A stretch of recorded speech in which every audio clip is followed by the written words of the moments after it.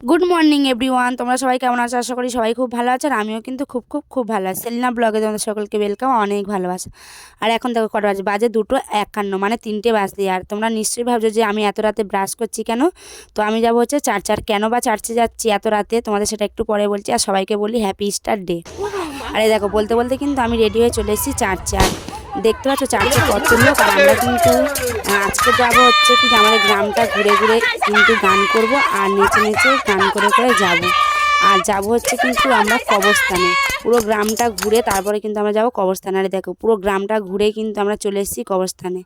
আর আমরা কিন্তু খুব খুব খুব মজা করেছি, খুব আনন্দ করেছি। আর সবাই কিন্তু খুব নাচানাচিও করেছি। আর দেখতেই পাচ্ছ আমরা কিন্তু কবরস্থানে চলে এসেছি, মানে যাচ্ছি। এটা হচ্ছে আমাদের কবরস্থানে যাওয়ার রাস্তা।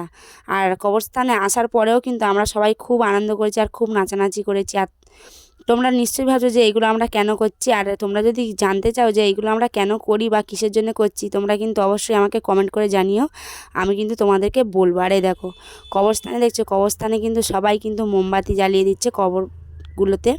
আর তারপরে কিন্তু আমরা কবরস্থান থেকে চলে এসেছি হচ্ছে আমাদের চার্চের মাঠে।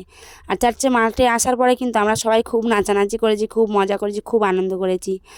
আর দেখো রাত 3টে থেকে এখন কিন্তু সকাল হয়ে গেছে। সকাল কিন্তু তখন বাজে হচ্ছে 6টা। আর এখানে দেখো আমাকে কি তোমরা চিনতে পারছো? আর দেখেছো সবাই রং মেখে কিন্তু ভূত। আর সন্ধ্যাবেলা কিন্তু আমাদের এই চার্চের মাঠে আছে কীর্তন গান। আর এখান থেকে আমরা বাড়ি যাবো, বাড়ি থেকে রেডি হয়ে কিন্তু আমরা যাবো চার্চে। আমরা ভূত ভূত ভূত। আর রেডি হয়ে চলে যাচ্ছি কিন্তু চার্চে। তার তোমাদের দাদাভাই আগেই চলে গেছিলো চার্চে। আর এটা কিন্তু আসার সময় আমি চার্চে ভিডিওটা আর কন্টিনিউ করতে পারিনি, তোমার দাদাভাই আসছে। আর এই দেখো আমার জায়ের মেয়ে, আমি, আমার যা ছিল সবাই কিন্তু আমরা চার্চ থেকে চলে আসছি। আর এটা কিন্তু তোমাদের বললাম না যে সন্ধ্যাবেলা কীর্তন গান হবে। আর তার আগে কিন্তু আমরা এখানে একটু গান করছিলাম সবাই, আর বাইবেল পাঠও হচ্ছিলো। আর আমাকে কোথায় দেখতে হচ্ছে, আমি কিন্তু দাদুটার পেছনে ছিলাম। আর তারপর আমি বেশিক্ষণ থাকতে পারিনি কীর্তনে।